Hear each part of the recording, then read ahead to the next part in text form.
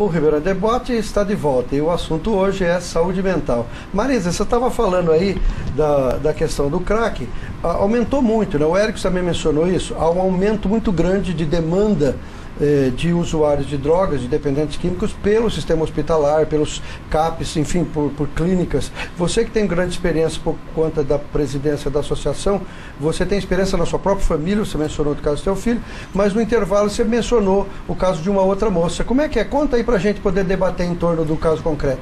O caso da Adriana, eu recolhi ela no Ipiranga.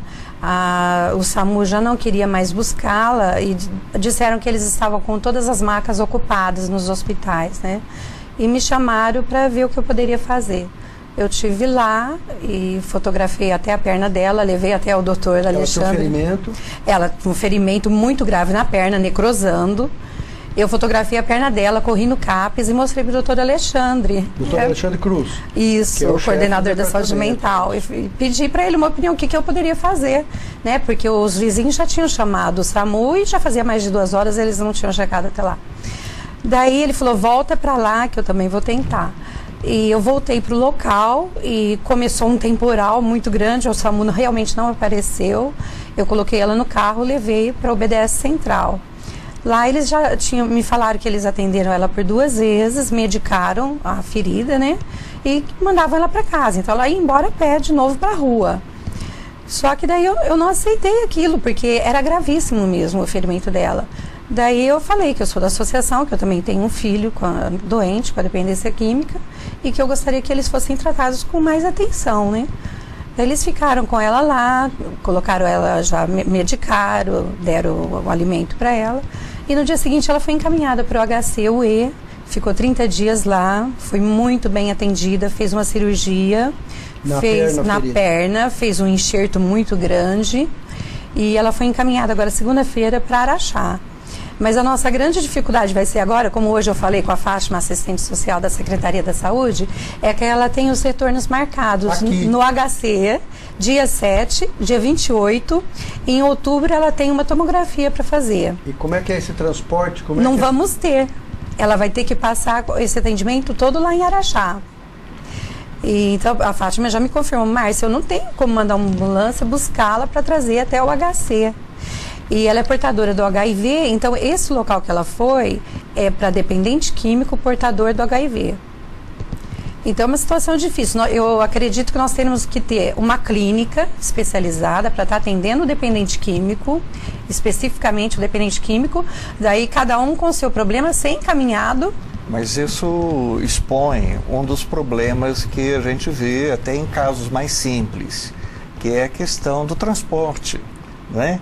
Assim, muitos pacientes dependentes que às vezes até desejam fazer o tratamento, às vezes estão até interessados, motivados em fazer o seu tratamento, eles têm limitações importantes, né, de recursos financeiros, e não podem garantir seu transporte. E, por outro lado, eles também não se qualificam para o transporte público oferecido pela rede, né? Para pacientes que têm limitações físicas, pacientes inválidos, que já têm esse direito, mas não atinge os dependentes estão fora disso. Então é preciso haver aí, talvez dentro do campo aí do apoio social, da assistência social, por parte aí das prefeituras, porque me parece que isso é uma tarefa das prefeituras, né? Garantir esse tipo de suporte, algum tipo de recurso para garantir a mobilidade dessas pessoas em necessidade. É preciso criar uma política pública para esse tipo de atendimento, normalmente não há. Eu, como juiz de direito até pouco tempo, eu decidi milhares de casos em que a gente determinava o tratamento, ou medicamento, ou insumo farmacêutico que fosse necessário, incluindo o transporte. Porque se você precisa fazer um tratamento de saúde, o juiz garante que você faça porque administrativamente você não obteve. E você precisa de um transporte e não tem, o seu tratamento não vai ocorrer.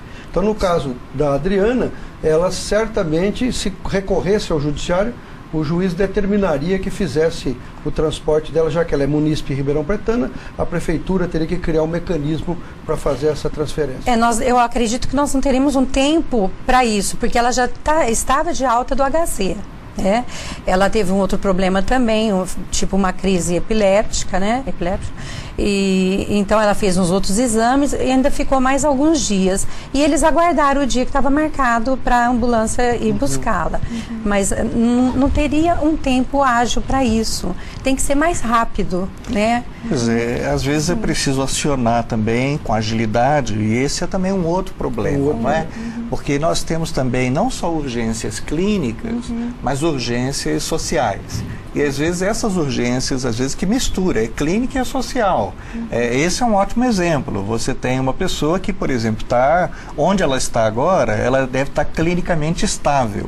Então, se fosse olhar só pelo lado das necessidades de atenção de saúde, ela está relativamente estável. O que ela precisa hoje é fazer o segmento dela, que é uma rotina, só que é com certeza também necessário para o acompanhamento do procedimento cirúrgico. Isso. Não é? Quer dizer, se ela não receber, pode ter um agravo. Pode ter um agravo. Daí, né? Mas que mostra que está imbricado, as duas coisas. O sistema ainda não está perfeito. Perfeito não está. Longe de estar perfeito, né? Como é que você enfrenta isso, Thaís? Sim, nós também, né? Assim, a questão do fortalecimento da rede, né? Assim, a rede de saúde mesmo, entre os serviços de saúde e a questão, né? Um único serviço não vai solucionar, né? Porque é CAPS 2, não é 24 horas. Enfim, tem a questão, né, você falou, seria interessante irem até os pacientes, realmente, né? Assim, nós vamos, o CAPS AD, estou dando exemplo, né, de onde eu trabalho. A partir do momento que o paciente passa a ser usuário daquele serviço, a gente faz visita domiciliar, né? Faz busca ativa para o paciente retornar ou procura saber o que está acontecendo. Certo. Mas nós atendemos Ribeirão Preto, né? Não atendemos outros pacientes de fora, né? Enfim, e mesmo em Ribeirão é muito grande, né? Tem os pacientes que não aderem ao tratamento, então a gente não tem como ir atrás. Então, realmente falta aí um fortalecimento da rede, né, da assistência social. Alguns pacientes conseguem passes, né, pelo Compid, né, isso já facilita. Mas é importante, sim, né, tá tudo interligado para realmente surtir, porque o paciente pode ter complicações clínicas, né, não só a questão, né, como exemplo de AD. Então, se todo mundo falar a mesma língua, aí sim os serviços vão funcionar. É a política pública que estabelece esse idioma comum, não é isso? Quer dizer, quando você tem uma política pública discutida previamente, bem engendrada, todo mundo sabe qual é o seu caminho. E funcionando bem, essa rede substitutiva não precisa retroceder, né? Criar mais leitos, né? Mais manicômios, como tinha antigamente. Quer dizer, não queremos mais voltar para isso. Então, né? assim, fortalecer a rede, ter equipe mínima nos serviços, profissionais capacitados tecnicamente, né? Que atendam as necessidades também, né? Técnicas, humanas, né? Sociais, porque a gente está lidando com pessoas, né? São seres humanos que apresentam uma doença, enfim, e estão em busca de tratamento, né? Existe às vezes um problema que é qual é a competência desse serviço, né? Isso obviamente limita muito às vezes o campo de ação dos profissionais. Enquanto que as famílias e a sociedade, de um modo geral, convive com o problema sem observar esses limites de competência, né? Que às vezes parecem até absurdos. Para um cidadão comum, esses limites de competência parecem coisas absurdas. Ele não consegue entender, né? Sim. O que é do Estado, eu o que é mesmo, do município. se eu for olhar, eu também acho tudo isso grande absurdo. Mas são limitações de ordem prática. Então, o caso que a Marisa comentou, eu acredito que se trata de uma senhora que estava numa situação de rua, não é? Uma jovem de 23 anos. Eu achei que ela tinha 26 anos, porque eles mesmos não sabem a idade certa, não sabem quantos filhos já teve, né? Então começa aí. Nós temos, por exemplo, uma população de rua que às vezes já rompeu seus laços familiares, não é? Mas tem sua família. Situação... Sim, tem família. Eu achei a família dela. Tem famílias, mas a família já não oferece apoio, ou já se cansou do paciente, ou então a família também já está desesperada, já não tem mais recursos para dar conta daquela pessoa, não é? Então, às vezes é uma família muito pobre, que não tem como... Muito pobre. Ignorante, às vezes, em termos de instrução, né? Não mas tem aí como começa, por exemplo, com uma política de assistência ao morador de rua, ao indivíduo que está na rua, não é?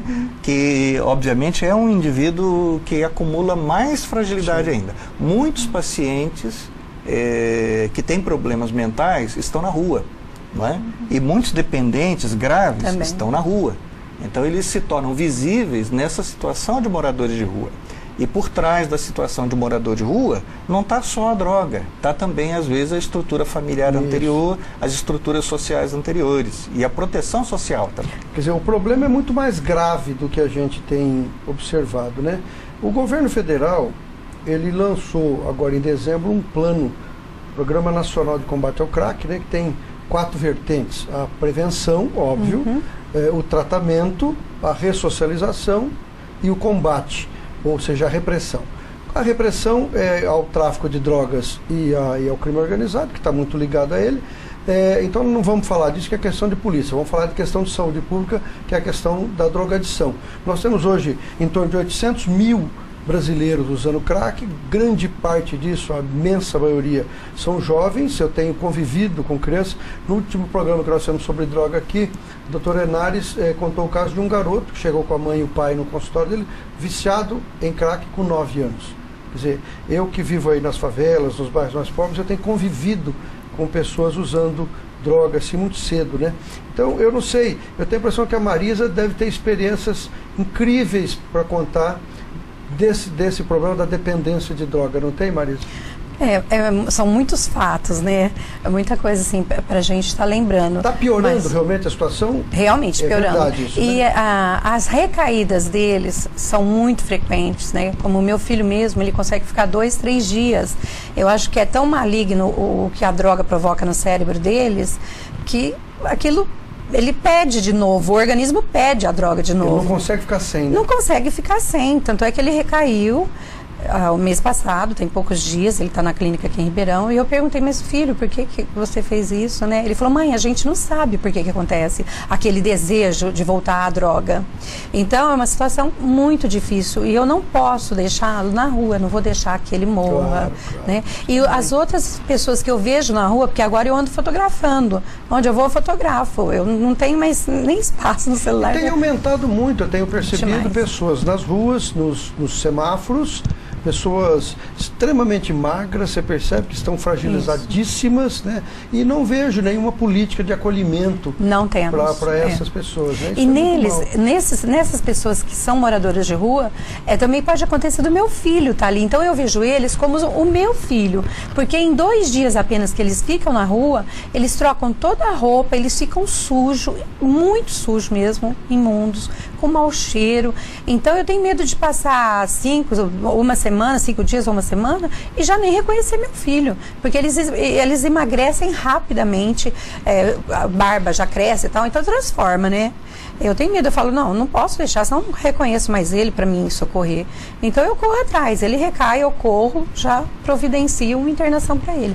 E eles mesmo não querem, eles sofrem com o uso da droga. Tanto é que muitos se suicidam. As famílias com filhos que se suicidam não querem dar entrevistas, não querem comentar. Eu já indiquei uma repórter da Folha de São Paulo, ela me pediu uma família que o filho tivesse se suicidado. Eu indiquei algumas, ninguém quis comentar isso, ninguém quer falar. Porque deve ser um processo muito doloroso, né? Extremamente. Não só a dependência química, como depois a perda de um ente querido, né? Eles se suicidam porque não conseguem sair da droga. Parar com aquele desejo, né? Nós vamos a mais um intervalo e a gente já volta com mais um bloco aqui interessantíssimo, né?